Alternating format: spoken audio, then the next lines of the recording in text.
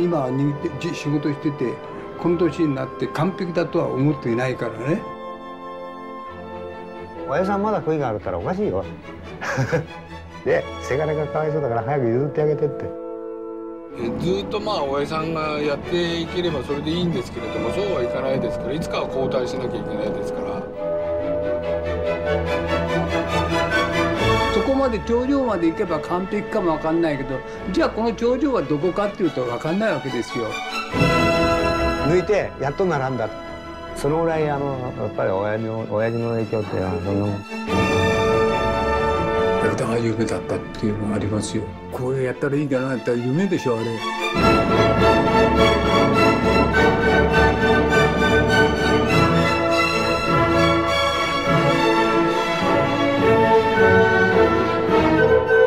やるってことは非常にいいことじゃないかなと思います。うちはもう二郎さんの亡霊がもうそこら中にあるから。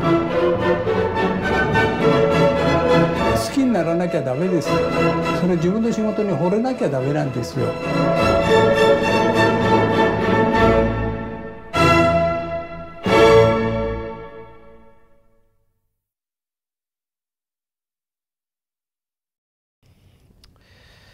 Our next review is of the directorial debut of a new filmmaker named David Gelb. He actually directed, wrote, and did the cinematography of this new film called Jiro Dreams of Sushi. It's about this man who runs a small sushi shop in a subway station in Tokyo and is hailed as the best sushi chef in the world. And it's basically a look inside his life and his family, the people who work for him, including his sons, who have a very high legacy to live up to. Ryan, what did you think of this one? I thought it was really quite good. And while I do think it's quite good, I think it's good, but extremely safe. Like, it's like, and what I mean by it being safe is that it seems to do everything properly and well, and it's enjoyable, but there seems to be nothing extra. It doesn't go in the extra mile to like really make me like fall off my chair and be totally impressed by it. Yeah, there are no big stylistic departures or like nothing amazing or groundbreaking. Well, I mean, stylistically, I think it does do a pretty good job because. Oh yeah, well, there's nothing bad stylistically. Right.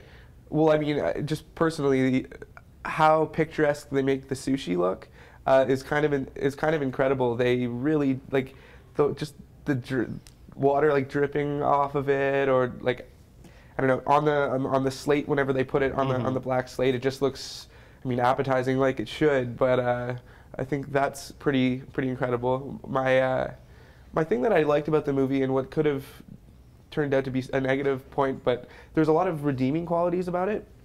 Like at the beginning of the film, they talk about how they don't think that this 10-seater restaurant that's really expensive is elitist or anything like that, even though you have to book a month in advance to eat there, and only like it seems like only elite can eat there. They sort of redeem themselves by sort of humanizing the whole the staff hierarchy, and the hierarchy, and how they really worked up to get to where they got, and how much care and passion they really do put into their job, and how they dedicated their life to this.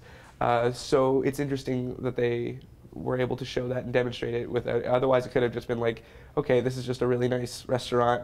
You know, like why should I really care? And they do make you care. I think the thing that bugged me is I felt it had a couple of little structural problems.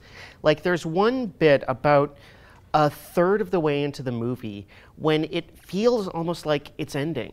Like they start talking about, you know, what will happen when, you know, nature catches up with this man and his sons have to live up to his legacy, and everything starts to have this air of finality for this one sequence of about 10 minutes, and it feels like a climax. And for all the world, I was just sitting there going, how long is this movie? Is this a short? Like, what's going on? And then it just sort of keeps going. And it felt after that almost like it wandered a little bit at times. Like it would go into the lives of, you know, the people who sell them the fish and the rice, and at times it almost felt like it might have worked better as a short film almost. Like if they cut the runtime down by maybe a half hour almost. I don't really agree. I think like I get the idea of the sort of how it climaxes, but they had to introduce the suns because I do think they're The suns are definitely integral. They're really integral to the life of Jiro and just sort of how the story unfolds. And my only thing with the structure is maybe at times it felt a tad repetitive. Like Yeah. at times it's like, okay, I've seen you make sushi like a lot of times now, Yeah. and like so I don't need to see that again. Show me something new, and then they do, and you kind of forget about it. It's a pretty minor. Yeah, it does a lot of repetition.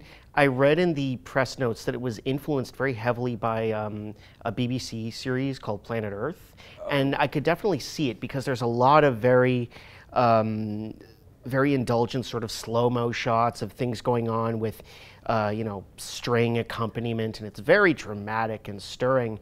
But once it does that for the third time, it sort of loses the spectacle a little bit.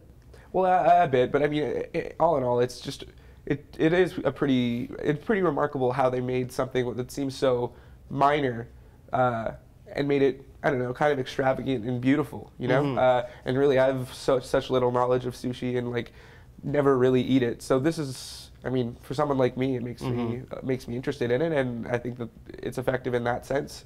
And I quite enjoyed the documentary. I did too. I think if you're interested in Japanese culture, definitely check that out. Or if you're not entirely familiar with it, but definitely curious to learn, check this one out. It was pretty good. That's our review.